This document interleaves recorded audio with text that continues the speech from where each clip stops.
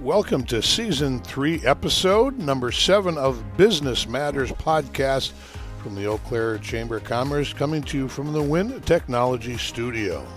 I want to thank our media sponsor, Royal Credit Union. Today I have the honor of interviewing and talking with UW-Eau Claire's current Interim Chancellor, Mike Carney, and this will wrap up our Eau Claire Chamber 110th anniversary year. Also, people keep kind of asking, that as we started looking at celebrating 110 years, I said, we didn't stumble upon this one. It was no coincidence, as Scott Rogers will say, that we're turning 110 and the university's 109. Yep, exactly. It was a very strategic partnership back then of starting what is advocacy in the world. Yes. And reminding Madison sometimes even back then that there is other parts of the state that they need to invest as well. So Mike, welcome and glad you could be here. Yeah, excellent. Thanks for the invitation. So you're 6 months in as interim chancellor, somewhere in there. Yes. But I don't think people realize the integral role you placed with the science building and some of the other the major projects that have been going on over the time frame. Let's kind of kick off with that. As you worked through that science project, and again, what I'm referring to is the new health science building. That's why I call it the science building. I always forget all the names. But it was something desperately that the university needed. We went through 2 budget cycles and all that stuff. But from an inside point, what did you folks have to go through to kind of make that reality? Well, first of all, it won't be, in the future, it won't be so hard to say health science, what to name the building, right? Because we're going through the process right now of figuring out what the name will be. Okay. There's a committee that was just formed to come forward with 3 proposed names for that hall. It'll be something hall. Okay. And that comes to the chancellor, and I get, in my role, get to make the recommendation to the board of regents of what that new building will be named. Okay. Because health sciences doesn't just roll off the tongue. No, it doesn't. No. But it's been an incredible thing to watch happen. We started this actually in 2018. Okay. We did what's called a feasibility study that just looked at what would it take to replicate what is currently in Phillips Hall, but at 21st century standards. Sure. In terms of size, corridors, weight-bearing loads on the floors, all of that stuff. We did that in 2018. And then we came up with a preliminary estimate for what it would cost and how big that building would be. And the preliminary estimate for how big would be about 340,000 square feet. And the preliminary cost was in the neighborhood of $240 to $270 million. This was in 2018. Okay. Then we took that information and we went to the board and asked for that first installment, if you will, for phase 1 funding, which we received in 2019, I believe, 2019-21 budget cycle. We received that $109 million. And then didn't get the phase 2 funding in the next biennium, but we were well down the path of designing this 340,000 square foot building, and we were faced with a decision: is do we stop now and just build what we can afford, which is what some campuses have chosen to do, sure, or do we just plow forward and design it because we knew it would be better as one building and not 2 buildings that we stitched together at the end? Build it as one, design it as one, and then have faith that the second phase of funding would come in. And it did in the 23-25 biennium. Yep.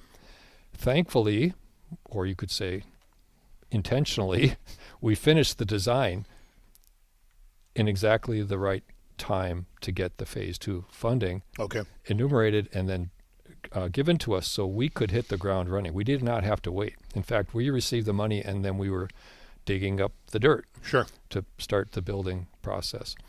But it's been an 8-year to date. I mean, well, whatever that is, it's 7 years now. That's how long it took us to get to this point.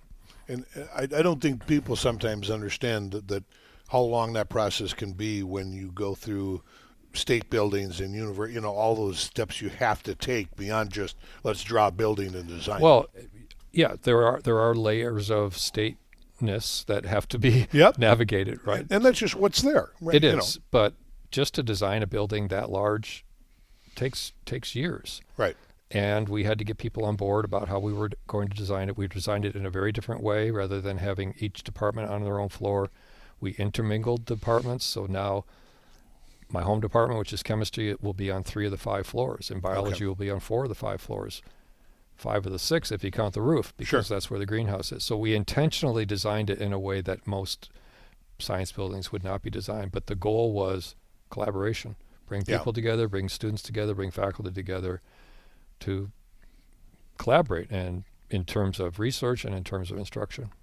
So it kind of takes me to the next question then is, again, correct me where I'm wrong here, but I think this was one of the largest state investment projects outside of Madison over many years. Maybe even including Madison. Okay. Until the engineering building probably beat us out by a few dollars.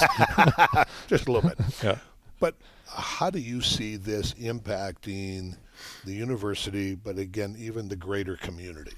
You know, when we look at, when I go back and when we first got involved as a chamber, I remember, you know, we first talked about supporting this. I had board members like, why, Dave? It's an academic building. And I'm like, no, you need to look outside of that. How do you see it impacting our area? Well, first of all, this would not have happened.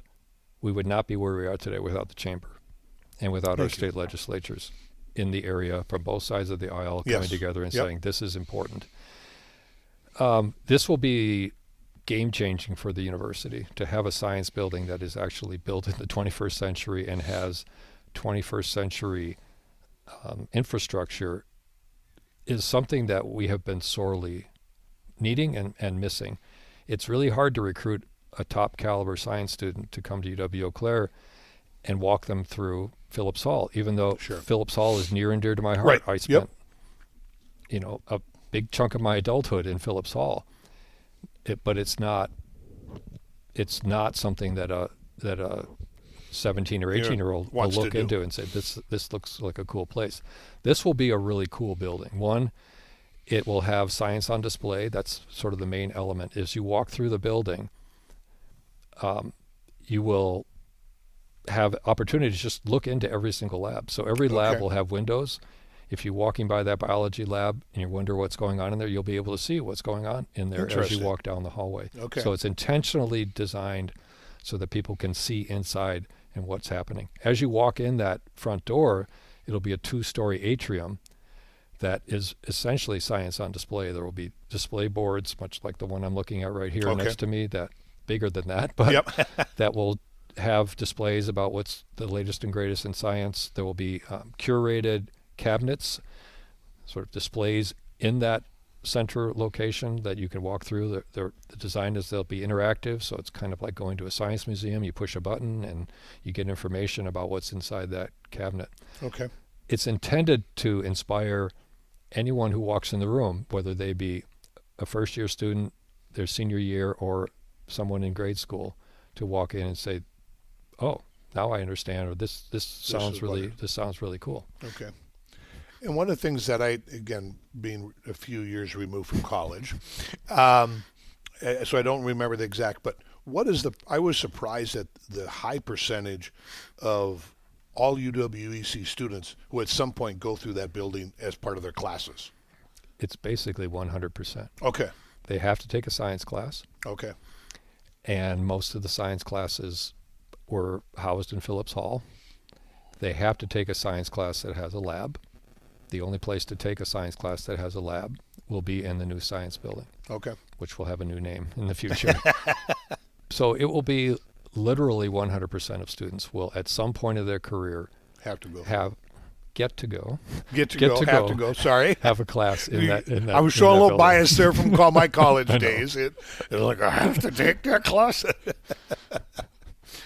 So, one of the things I remember you talking about when you held the community breakfast this past spring was you shared a story about there was a consortium from Eau Claire, yourself, I believe some other faculty, I think maybe Dr. Nelson went out to the East Coast to present what's going on.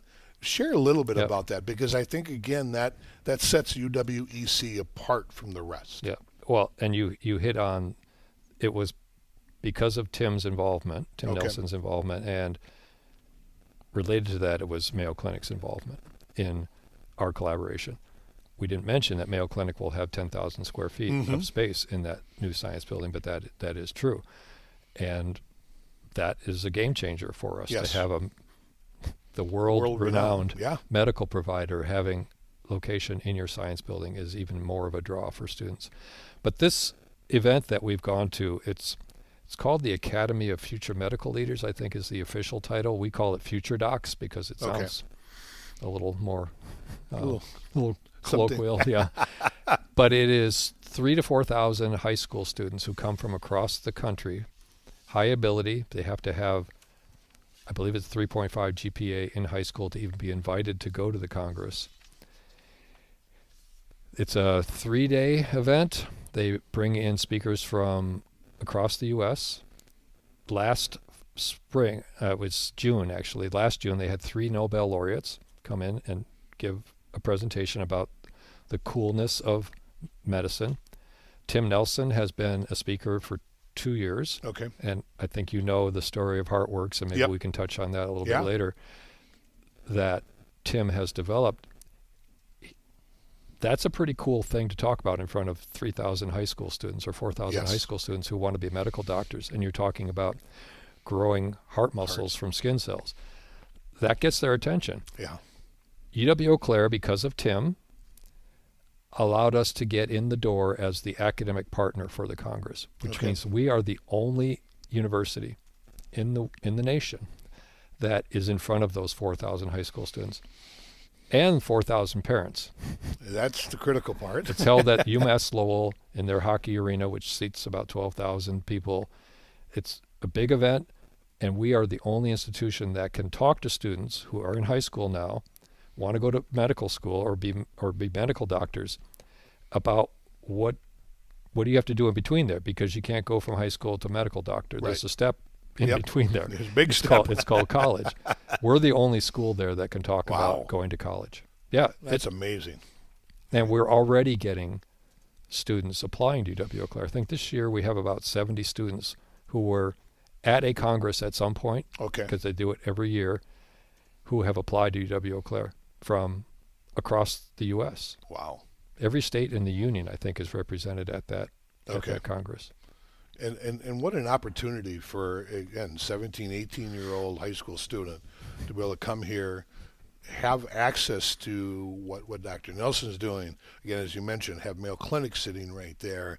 You know, again, if medicine is a long-term goal of yours, I don't, there's a lot of other fancier names out there, but I don't know that anybody could match all those things together to be able to provide that. Yeah.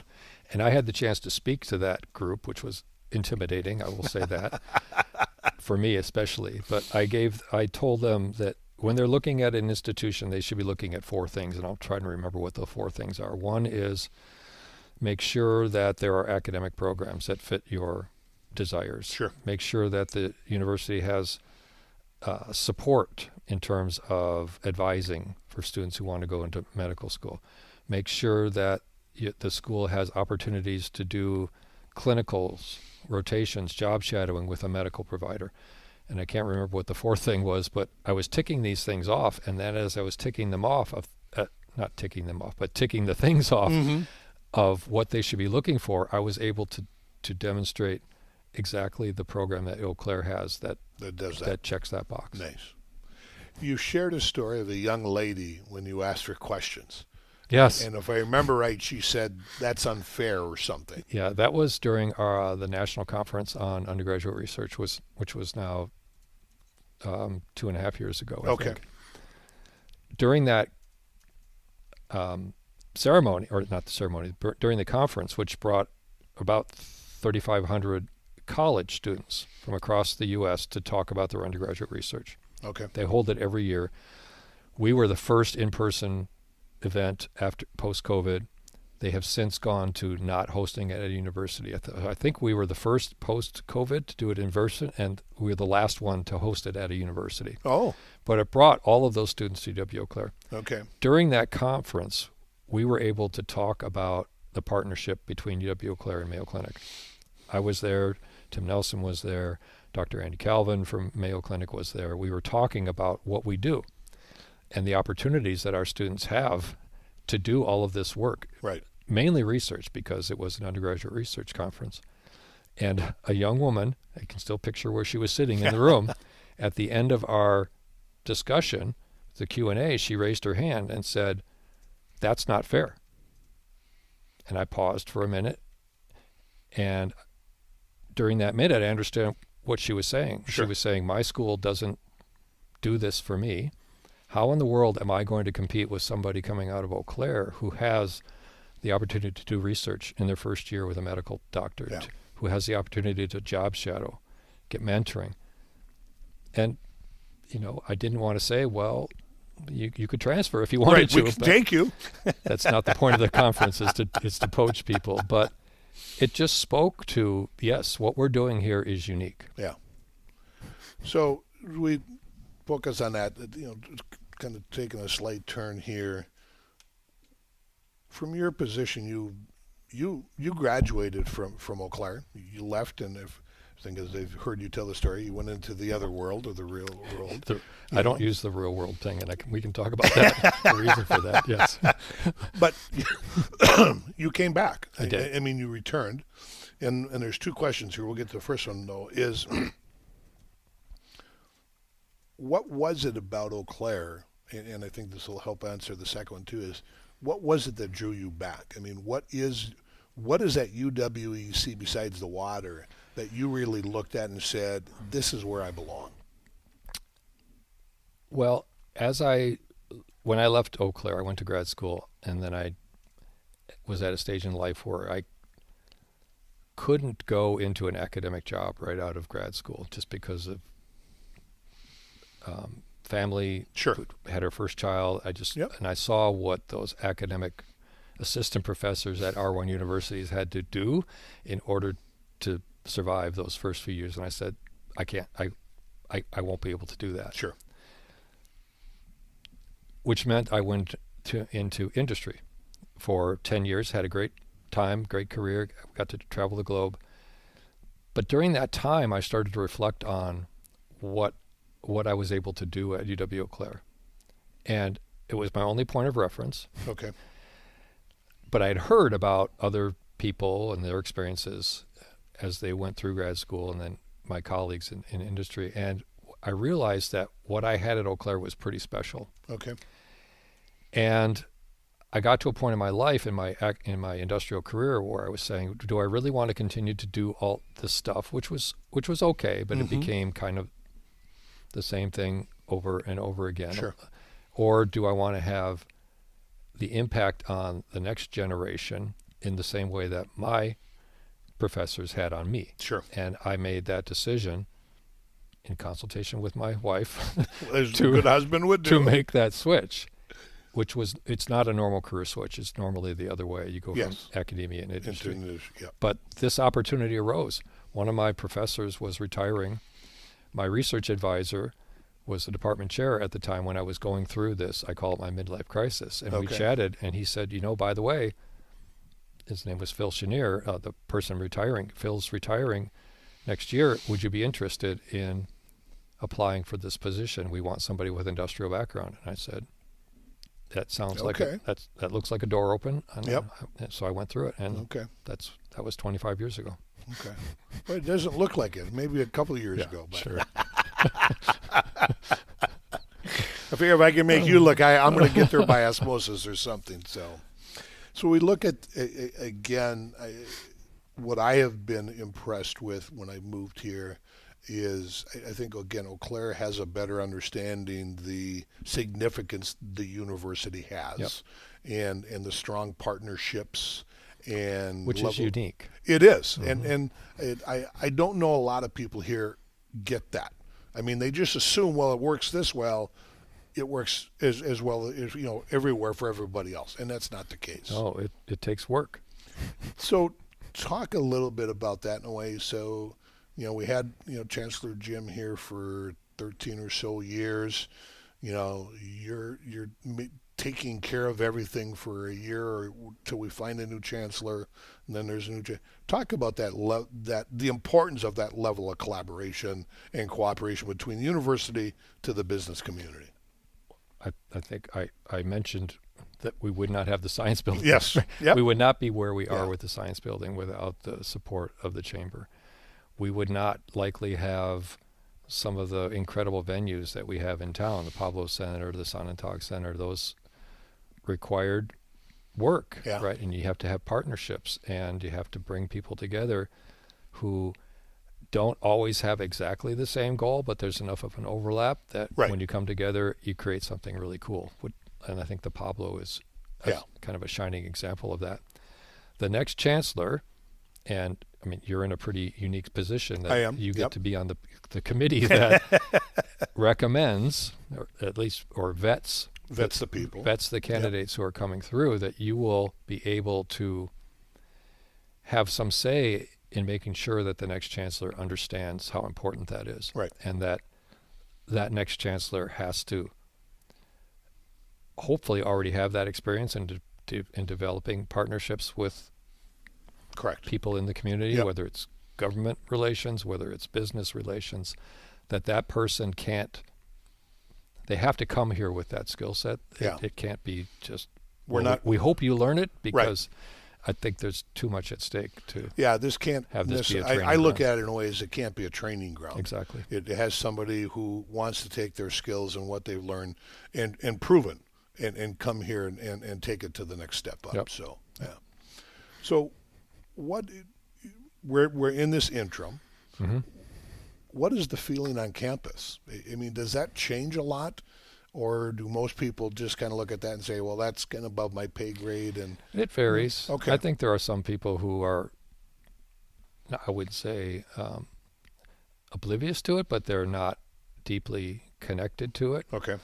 Because it is pretty far removed from what they do on a day-to-day basis. Sure. I think they're interested in knowing who it will be, but they don't spend their waking days wondering who it will be. Yeah. On the other hand, there are people who are definitely very interested in who the next chancellor is and what skill set they bring in. So I think there's a broad range of interest level. There's certainly people who are really, really interested because it is key to what we do as a university. I think we have a strategic vision that's very focused on specific areas. I know that you're a member of the search committee.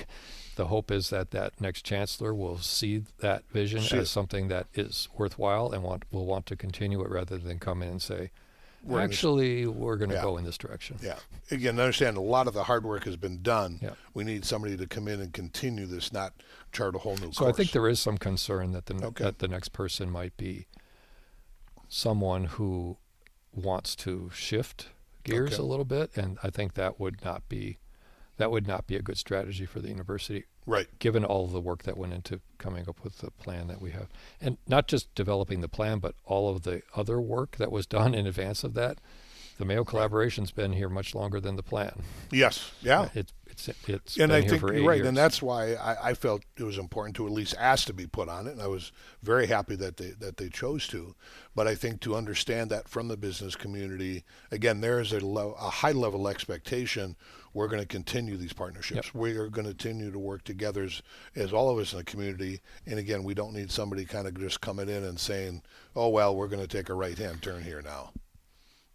I'm not on the search committee, as you know, but I was given the opportunity to talk to the consultant group last week, and they just asked me questions about what I thought the next chancellor should be aware of as they come in, and what skills, and that understanding the value of partnerships was key, because it will be an expectation for that person coming in, and they had better know how to do it. Yes, yeah. So one of the things I think is a hidden asset that you guys have is the growing trend of graduates staying in the Chippewa Valley area. And I don't remember the exact numbers, but I believe that's grown somewhere from... It's almost 30%, I think, of our students stay in the Chippewa Valley after graduation. Yeah. And I say that in the context of my question. As you know, I'm very high on interns. When I came here, we had one intern at the time in our government affairs program.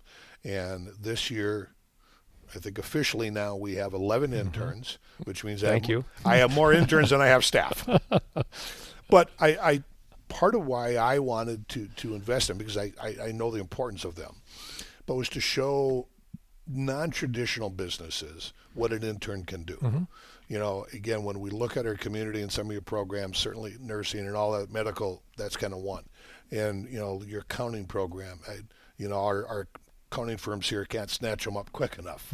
You know, but I wanted to broaden that to more businesses to understand what can an intern do for you that's going to elevate your business. Well, thank you for doing that, because that is a hard sell. If it's a small business and you're thinking, well, I have to bring on this new person and they won't know very much, if anything, coming in the door, that sounds like a lot of work. And not see the benefit of yes, it is work. But once you get past that and they become, skilled in what you're asking them to do, then you reap the benefit. But it is, I can imagine, a hard sell to make. It is, and but I also see that, and that's why I bring up the point about the graduation rate. If we want, our state's going to lose population over the next 25 years. We know that. It's not hidden. Though I am surprised when people, why didn't we know this? I'm like, so you haven't followed K-12 enrollment records is what you're telling me. Okay, got that. But I think if we as the Eau Claire area, the Chippewa Valley area, are going to grow, this is a key area. We have to figure out, how do we increase? Yes, we have to be a net importer of talent. Yes, right. Yes. And I think when I talk to people about this, it's about, there's no silver bullet of let's do this and we get it all. It's all of these little things that we get wins of 10 people here, 20 people, 30 people, that we continue this growth. So what, for a small business, you kind of touched on this in a way, but it'll give you a chance. Anything else? What would be your selling point to somebody not offering an internship to at least look at why they could do this? Well, the selling point is that sort of like, you have to trust me that once you get past those first few weeks of what is this, of what is this, and getting and onboarding that, it's like onboarding a new employee, right? There's work involved in that. Well, if you do that with an intern, one, you have some young, fresh mind looking at an issue that you think needs to be solved, and two, if they do it well, and most of them do, and I think you have a pretty good track record of Eau Claire students doing well in your internships, that you've essentially already gone through that onboarding process. And if you are going to make that next hire and you've already done that upfront work, why not just hire the intern that you've already sort of prepped for working in your model? And that's what I try to get people to understand, is just consider this a long interview. This is an opportunity for them to check you out and for you to check them both ways. Again, what I try to get small businesses to understand is get them to do something that, again, is one, you can't do or you don't have the time to do, but that can be repeatable the next year by the next one. When I look at about half of our interns, that's what they're doing. So when I look at our government affairs that we get out of the poli-sci program, again, they start off, they're doing some research for us, they're writing some of the blogs, they're doing that, but then they get into planning the Chippewa Valley Rally. And what's been fun over the years is to keep in touch or track where they go. I mean, we've got some interns that are in Washington, D.C., they're down in Madison in government. In the last couple of years, we've had a couple of individuals switch their majors to want to focus on going into the nonprofit world once they understand what it's like. And so for me individually, I would say it's also rewarding when you see the impact on what you have. It's one of the scariest moments, I would say, or at least they tell me that, is when I ask them their first day in here, tell me what your expectations are. A year from now, what do you think you're going to walk away with? And then to ask them that question 9 months later. Right. It's just it's heartwarming to see the impact as a community. Again, we can have on these students at a tenth of a degree to what you and the faculty and everybody else see every single day. Yep, exactly. And they are, again, we are talking the future generation, right? So we need to have them engaged. We need to make sure they understand there's a greater community here as part of that, and not just within the boundaries of the campus. And if you do have an intern that you get relatively early in their career, say they're a sophomore, and you can keep them for another year, maybe 2 years, that intern can actually do a lot of the onboarding for the next person that comes in. That is right? the cycle so we are producing. Yes, exactly. Yeah, and for all of our interns, when we go, because we've done that now for a couple of years, I call them in. I'm like, okay, go find your replacement.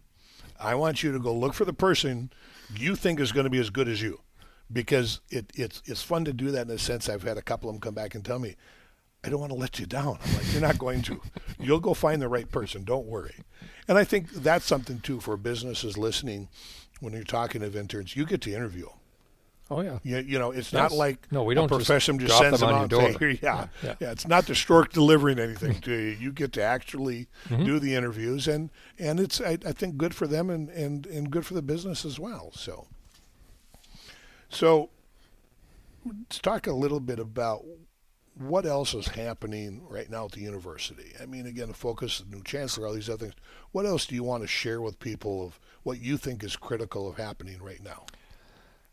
I think what has been happening over the last several years is that we are developing degree programs that are in need in terms of job employability and student interest.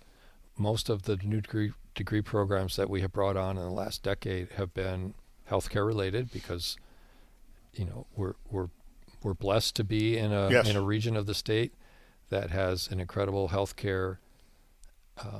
It's a healthcare hub. Yes. Certainly of western Wisconsin, if not much of Wisconsin, outside perhaps of Madison and Milwaukee. I don't know that there is another healthcare hub quite like Eau Claire. I would agree. So all of our degree programs in the past have been in that area. In fact, just this past year, we launched 2 new degree programs, actually more than 2, but artificial intelligence. We were the first university in the state of Wisconsin to offer a degree with artificial intelligence as the major. We have a new robotics engineering. It's actually called assistive systems and robotics engineering. And the assistive systems is the tie into healthcare because it's talking about robots that help with therapy and recovering from injury and just quality of life issues.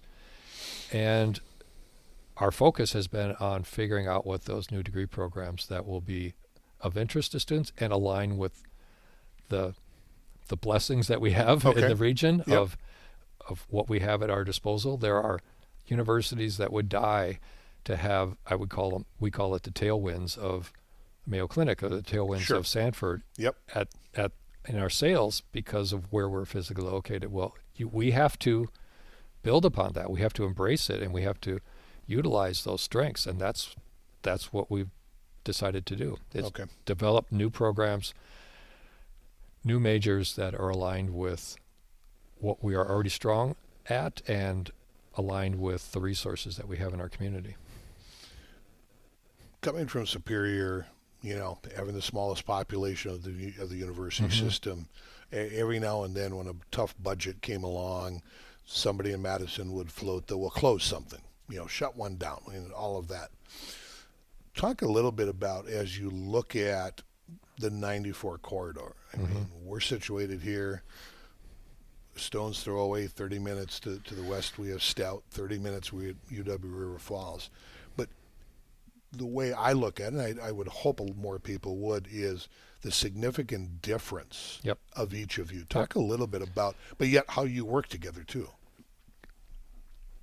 Yes. So specifically our differences, as you know, UW-Stout is the only campus in the system that is designated as a polytechnic university. It has a very different mission, very different focus than a comprehensive university would have, like UW-Eau Claire and UW River Falls further to the west. We are specifically, because of our location, focusing on healthcare because of Right. of what we have at our table, Yep. on our table. Stout has a very different mission. They draw a very different student population. Okay. I don't think people understand just how different the audiences are, I would say, Okay. and the students that we are recruiting to UW-Eau Claire would not normally apply to UW-Stout, and vice versa. Sure. Yes. So I think there's this perception that because we are so close, we are competing for exactly the same student. Well, we're competing in the same geographic area, but I would claim we're competing for very different students. Okay. All right.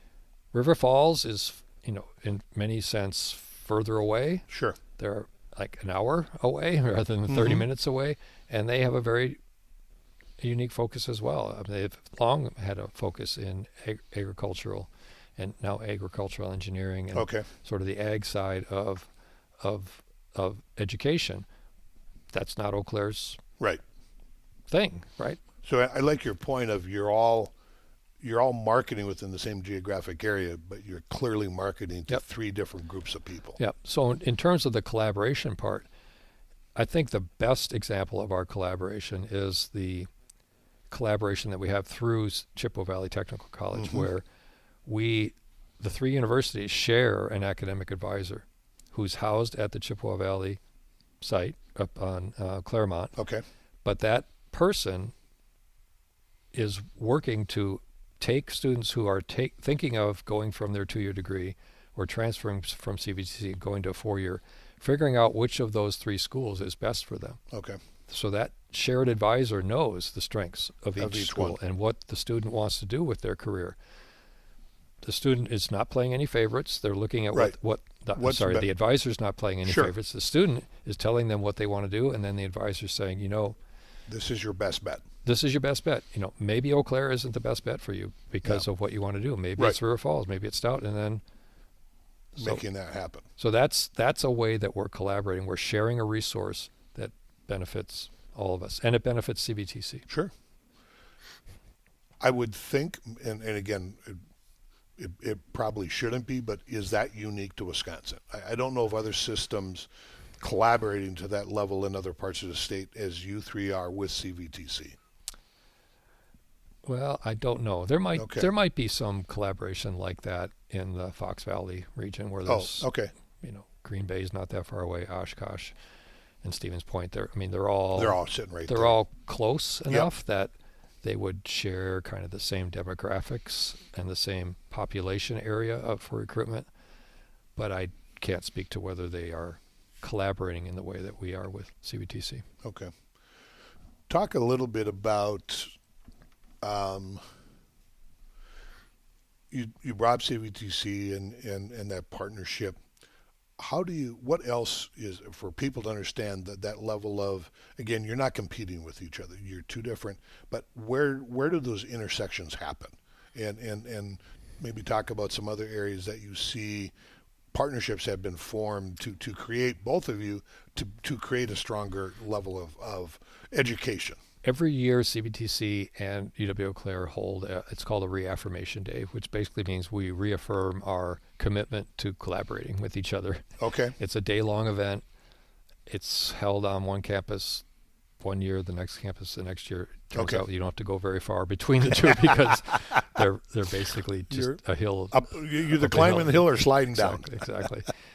And we have sessions where department chairs, faculty from sciences, from humanities, from any region of the university will come together, business will come together and talk with faculty from CVTC who are in those same disciplines and talk about what are you teaching, how can we help students who are at CVTC and want to make that shift, what should they be doing at CVT? Is there a way that they could be CVTC students and take a class at UW-Eau Claire, because it actually makes more sense to take that class at UW-Eau Claire because CVTC doesn't offer it, but if they took it at Eau Claire, it would make their pathway to UW-Eau Claire much more seamless. Okay. So those conversations occur in that reaffirmation day. I think a result of that is now we have much cleaner articulation agreements between students at CVTC who are pursuing a business credential associate's degree in business management and then want to transfer to a 4-year, I think we've worked out many of the kinks that made that pathway to UW-Eau Claire a little more difficult in the past. I think we've ironed some of that out. But that was because we got together and we just had those face-to-face conversations. Right. And again, I don't know generally, I would say people understand that. You know, they don't understand the importance of what you're building, that relationship of, you know, we can work together, we can collaborate, and it's better for the end user, the student, for you to do that. Yes.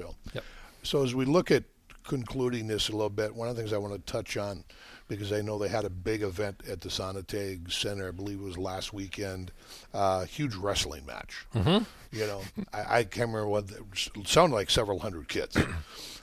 Again, when I look at that and people ask me, you know, well, it's a nice place, it's for the university, I'm like, yeah, but do you understand the marketing tool that it is? Talk just briefly about how you see that as an asset beyond just hosting university athletic events. Well, for what you just said, it allows students in high school or even grade school to have the opportunity to come into that center and play a game or wrestle on the mat. Sure. It just shows them what it could be if they wanted to go down that path towards higher ed, that you would have this opportunity, you would have this to be able to venue. train and do it, yeah. But it's great for grade school, but it's also great for high school students. Yes. It's also great for other college students who come in for a game in the Sonateg Center, a basketball game, and look around, and then they think about, well, look at the venue I have at my home school. This is not, it's not the same. So it's a recruiting tool, certainly for our athletic programs, to walk into the locker rooms. I don't know if you've been in the locker rooms. They're just, they're D1 type locker rooms. Now, you might say, well, you're just sort of in the arms race to get, you know, you have to have you have to have the right facilities. So it's all a big facilities race. That is true, but in order to compete, in order to get, you know, people that want to compete here, it's D3 level. You're not getting a scholarship, right? But you can live out your dream for a little bit longer. It's that true definition of student athlete. Yep. You're not doing one or the other. You are doing them both. And quickly, I know we're going to run out of time, but one of my favorite times walking through the Sonateg under construction was towards the end. You talk about the locker rooms. Yeah. And I was in there with the basketball team and their head coach and everything.